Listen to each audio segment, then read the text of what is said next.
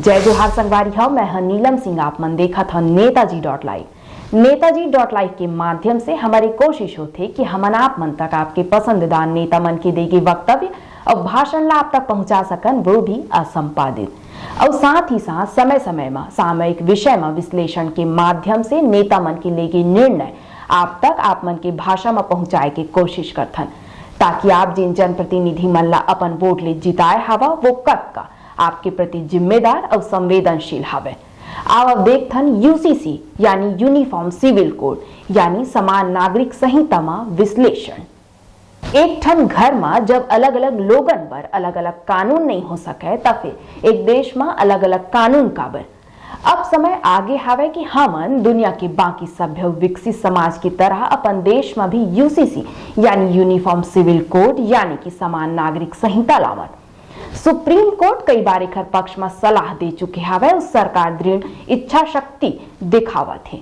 लगते अब ये हकीकत बन जाही, पर ये जान लेथन आखिर यूसीसी का होथे। एक सही सही जवाब ना आम हिंदू ला पता हवे ना आम मुसलमान ला। ये बात औ है कि हमेशा की तरह ये मुद्दा में पक्ष और विपक्ष अपन अपन तर्क वितर्क देवत रही थे।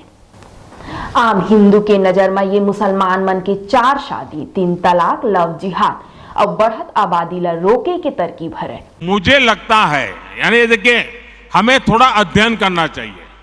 मुझे लगता है कि जो भी 3 तलाक के पक्ष में बातें करते हैं, 3 तलाक की वकालत करते हैं, ये वोट बैंक भूखे लोग मुस्लिम बेटियों के साथ बहुत बड़ा अन्याय कर रहे हैं। अच्छा, कुछ लोगों को लगता है कि भाई ये 3 तलाक थे तो सिर्फ महिलाओं की बात हो रही है। 3 तलाक से जो नुकसान होता है ना, वो सिर्फ बेटियों को होता है ऐसा नहीं है, उसका दायरा उससे भी बड़ा है। आप सोचिए, बहुत ही अरमानों के साथ बेटी को शादी कर करके ससुराल भेजा हो और 8-10 साल के बाद 3 तलाक कह करके उसको कोई निकाल दे, तो उस माँ बाप का क्या होगा जिसके घर में बेटी वापस आती है? उस भाई का क्या होगा? वो भाई, पिता, सब उस बेटी की चिंता में इतने दुखी हो जाते हैं।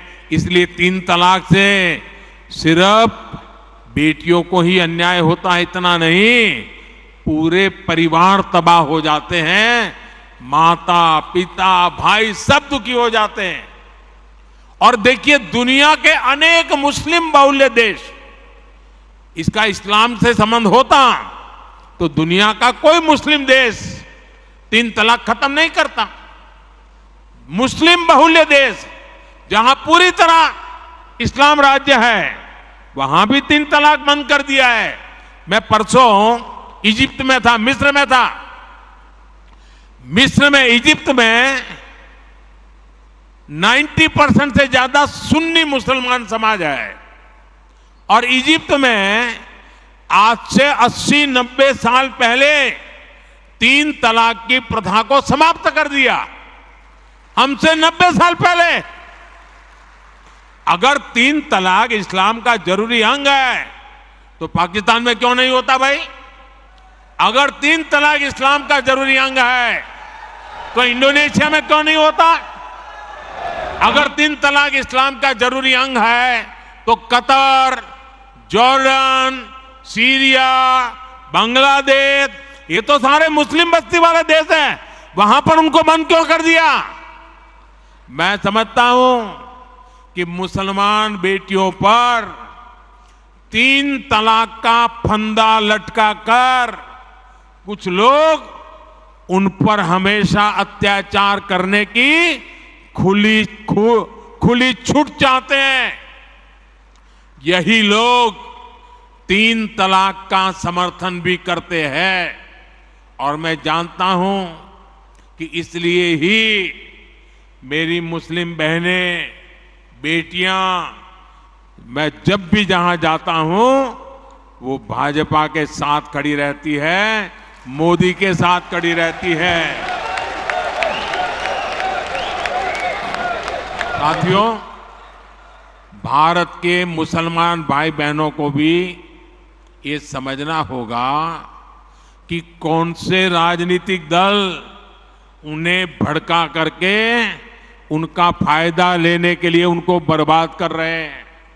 आजकल हम देख रहे हैं कि यूनिफॉर्म सिविल कोड के नाम पर ऐसे लोगों को भड़काने का काम हो रहा है। आप मुझे बताइए, एक घर में परिवार के एक सदस्य के लिए एक कानून हो, परिवार के दूसरे सदस्य के लिए दूसरा कानून हो, तो क्या वो घर चल पाएगा? क्या कभी भी चल पाएगा क्या? फिर ऐसी दोहरी व्यवस्था से देश कैसे चल पाएगा? हमें याद रखना है कि भारत के संविधान में भी नागरिकों के समान अधिकार की बात कही गई है। आज हम हमारे हिंदू भाइयों से भी अपील करना चाहेंगे कि 10 लाख हिंदू घराने ऐसे हाउस होल्ड हैं जो हिंदू अनडिवाइडेड फैमिली में उनको टैक्स रिबेट मिलता है। 2015-16 के इनकम टैक्स कर डेटा बताता है कि 3000 करोड़ आपको टैक्स रिबेट मिला।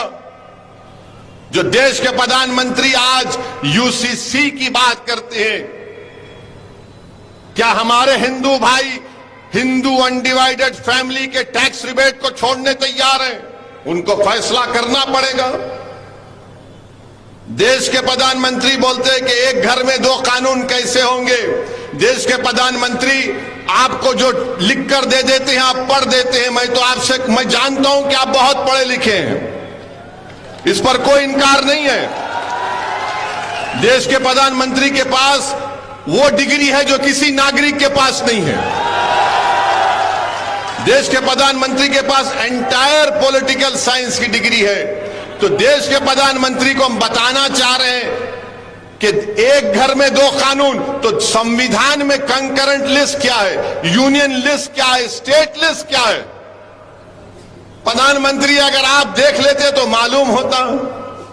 नहीं, एक घर में 2 कानून कैसे चलेंगे? प्रधानमंत्री union list, state list, concurrent list. प्रधानमंत्री को सिर्फ 44 से मोहब्बत है। प्रधानमंत्री ये जानते नहीं है या नहीं जानते नहीं मालूम कि डायरेक्टिव प्रिंसिपल 19 है और उस 19 में शेल एंडेवर का वर्ड सिर्फ यहां पर इस्तेमाल हुआ। एंडेवर के माने क्या है अंग्रेजी में? कि कोशिश करो। और दूसरी तरफ आम मुसलमान की नजर में ये उखर मजहब के खिलाफ साजिश है। उमल्ला लगते कि ये लागू हो जाही ता उमल्ला भी आगे के साथ फेरा लेकिन निकाह करना होही, लाश मल्ला जलाना होही, दाढ़ी रखे और कुर्ता पैजामा पहने में भी पाबंदी हो जाही। गलत फहमी के दौर में सच ला समझना हमार हक और जिम्मेदारी है। यूसीसी के मतलब नहीं है कि सबो धर्म के रीति रिवाज पहनावा एक जैसे हो जाही। एकर मतलब सिर्फ ये है कि जिन तरह आपराधिक मामला जैसे चोरी, डकैती, दुष्कर्म, हत्या इस सब ऊपर एक कानून लागू होही, उही तरह सिविल मामला जैसे शादी, तलाक, गोद लेना, संपत्ति के बंटवारा और ये सब ऊपर भी समान कानून लागू होही। यूसीसी के पक्ष में बोलैया मन भी यही कहते कि जब देश में सब आदमी सरकारी सुविधा के लाभ समान रूप में उठावा थे तो उखर लिए कानून भी समान होना चाहिए।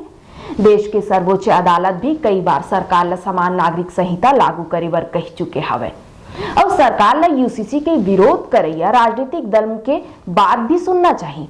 काबर के मुद्दा ऊपर विधेयक लाए के पहली सर्वदलीय बैठक में सरकार ला अपन मन के बात साफ कर देना चाहिए। सवाल कोनो धर्म समुदाय के नो हरे बल्कि ए हमर देश के हरे। एक हर सीधी सबो दल मन के विश्वास ला लेके ऐसे मुद्दा ऊपर कानून बनाना चाहिए। भारत में लोकतंत्र है, हर वर्ग के बात सुने जाना चाहिए, लेकिन संवैधानिक प्रावधान ला लेके कोनो तरह से समझौता भी नहीं होना चाहिए। पहले देश हवे, फिर बाद में सरकार और राजनीतिक दल हवे। ये बात समझे के हवे कि कोनो भी मुद्दा ला लटकाए रखे से ओखर हल नहीं निकल सके, बल्कि जरूरत है ओमा सही बहस और ऐसे रास्ता निकाले के जिन्हा सबोला स्वीकार हो। आप मन देखियो ए विश्लेषण के माध्यम से कि यूसीसी सही मायने में का होते। यही तरह और आगे समय समय में सामयिक विश्लेषण ला देखे बर हमार चैनल में बने रहो। हमार चैनल ला लाइक करो, शेयर करो और सब्सक्राइब करो। नमस्कार।